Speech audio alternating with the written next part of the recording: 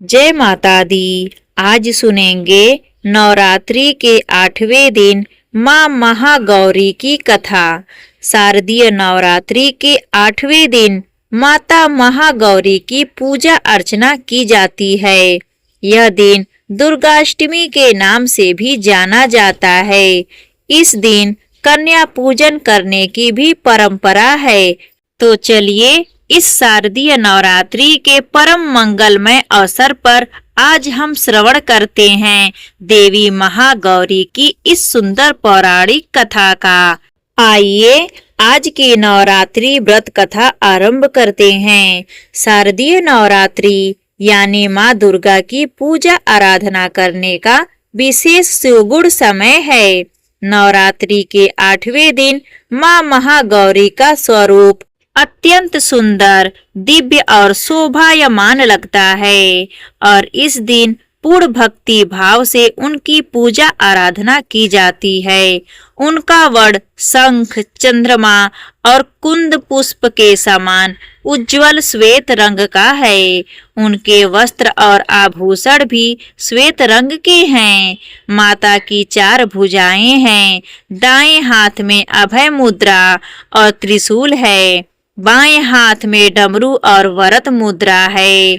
उनका वाहन वृषभ है और उनका स्वभाव अत्यंत शांत और निर्मल है। शिव पुराण में देवी भगवती की एक सुंदर कथा आती है, जिसके अनुसार जब माता पार्वती मात्र 8 वर्ष की थी तो उन्हें अपने पूर्व जन्म की स्मृति हो आई थी।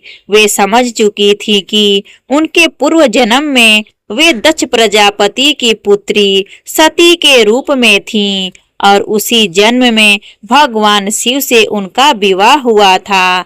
भगवान शिव ही उनके नित्य स्वामी और पति हैं और इस बार उनका पूर्व जन्म हुआ है पर्वतराज हिमालय के घर पर।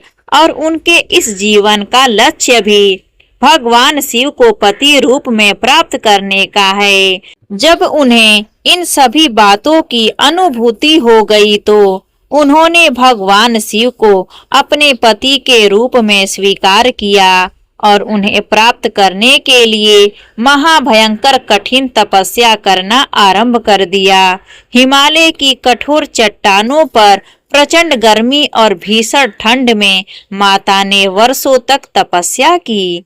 वे केवल पत्ते खाकर या केवल जल पीकर अपना जीवन निर्वाह करती रहीं।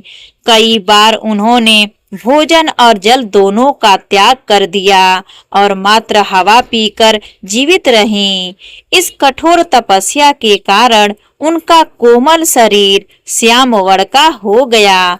वे अत्यंत क्रूरकाय हो गई। उनका स्वरूप और सौंदर्य जाता रहा। आखिरकार उनकी इस घोर तपस्या से प्रसन्न होकर भगवान शिव वहां पर प्रकट हुए। उन्होंने माता पार्वती की परीक्षा भी दी, लेकिन माता पार्वती अपने संकल्प पर दृढ़ और अडिग बनी रही और उस समय भगवान शिव ने उन्हें अपनी पत्नी के रूप में स्वीकार करना उचित समझा। उसके बाद भगवान शिव ने गंगा जल से उनका अभिषेक किया और इस दिव्य स्नान से माता का श्याम वर्ण दूर हुआ। वे चंद्रमा के समान गौर वर्ण की हो गईं। उनकी तपस्या से प्राप्त महान गौरव के कारण वे महागौरी के नाम से इस जग में विख्यात हुई। माता महागौरी की इस पौराणिक कथा से हमें संदेश प्राप्त होता है कि श्याम वर्ण से गौर वर्ण में परिवर्तन वो वास्तव में हमारे जीवन की आध्यात्मिक यात्रा का प्रतीक है। जिस प्रकार तपस्या से पहले और इस तपस्या के कारण माता का रंग काला हो गया था, उसी प्रकार जीवन के संघर्षों में हम भी कई बार हताश और निराश हो जाते हैं। लेकिन जब हमारी आध्यात्मिक साधना तीव्र बन जाती है, हम अपने आध्यात्मिक गति और भक्ति को मजबूत बना लेते हैं, तो हमारी आत्मा शुद्ध और प्रकाशमान हो जाती है। हमारे अंदर एक आध्यात्मिक नवीन ऊर्जा का संचार होता है। माँ महागौरी की तपस्या हमें शिक्षा देती है कि सच्चा योग केवल आसन प्राणायाम नहीं, अपितु अपने लक्ष्य के प्रति पूर्ण समर्पण है। अपने आप को स्वयं को पहचानने की एक यात्रा है, जो स्वयं से आरंभ होकर परम श्रेष्ठ उच्चतर स्थान पर विराजमान उस परम भगवान तक समाप्त होती है। आज की भाग दौड़ भरी जिंदगी में हम तुरंत परिणाम की इच्छा रखते हैं, लेकिन माता का यह स्वरूप हमें शिक्षा देती है कि धैर्य और निरंतरता से ही सच्ची सफलता प्राप्त होती है। और आध्यात्मिक जीवन में भी यही नियम लागू होता है। प्रत्येक साधक को निरंतरता पूर्वक दृढ़ इच्छा शक्ति रखते हुए विश्वास के साथ अपनी आध्यात्मिक साधना को आगे बढ़ाते रहना चाहिए।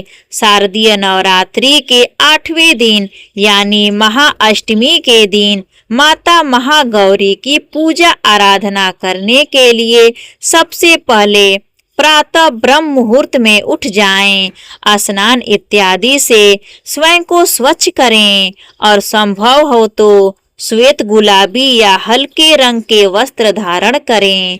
पूजा के स्थल को शुद्ध करके माता की मूर्ति या फिर चित्र की स्थापना करें। इस दिन माता महागौरी को विशेष रूप से सफेद फूल, चमेली, मोगरा इत्यादि पुष्प अर्पित करने चाहिए और उन्हें भोग में इस दिन खीर, हलवा, पूरी और नारियल का भोग लगा सकते हैं। संपूर्ण षोडश उपचार से देवी महागौरी की पूजा अर्चना करने के बाद उनके इस मंत्र का उच्चारण करते हुए अधिक से अधिक संख्या में माला पर जप करें। और यह मंत्र है ओम श्री महागौरः नमः। अष्टमी के दिन कन्या पूजन की परंपरा है। कई स्थानों पर अष्टमी वाले दिन कन्याओं की पूजा की जाती है। उन्हें देवी दुर्गा का स्वरूप मानकर विधि विधान के साथ उनकी पूजा करके उन्हें भोजन खिलाया जाता है, भेंट और उपहार दिए जाते हैं। 9 छोटी कन्याओं को अपने घर पर बुलाकर उनके पैर धोए जाते हैं, उन्हें तिलक लगाया जाता है और उन्हें स्वादिष्ट भोजन खाने के लिए अर्पित किया जाता है और अंत में उन्हें वस्त्र दक्षिणा और उपहार दिए जाते हैं। कन्याओं को वास्तव में देवी का स्वरूप मानकर उनसे आशीर्वाद लिए जाते हैं और यह परंपरा नारी शक्ति के सम्मान का प्रतीक है। तो इसलिए अगर आपके स्थानिक समय के अनुसार अष्टमी वाले दिन आप कन्या पूजन कर रहे हो तो माता महागौरी से प्रार्थना करते हुए शारदीय नवरात्रि के 8वें दिन कन्या पूजन करना चाहिए। देवी महागौरी की पूजा आराधना करने के बाद और कन्या पूजन समाप्त करने के बाद इस मंत्र का उच्चारण करते हुए देवी महागौरी से प्रार्थना करें। या देवी सर्वभूतेषु मां महागौरी रूपेण संस्थिता नमस्तस्यै नमस्तस्यै नमस्तस्यै नमो नमः। सर्वमंगल मांगलया शिवे सर्वार्थ साधिके शरण्य त्र्यंबके गौरी नारायणी नमस्तुस्ते।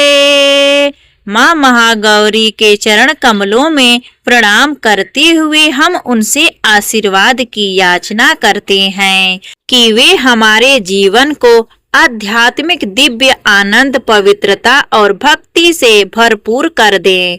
हमारे मन की मलिनता दूर हो जाए और हमें आध्यात्मिक उन्नति का मार्ग प्रशस्त हो जाए। तो यह थी आज की शारदीय नवरात्रि के 8वें दिन माता महागौरी की पौराणिक कथा। प्रेम से बोलिए माता महागौरी की जय।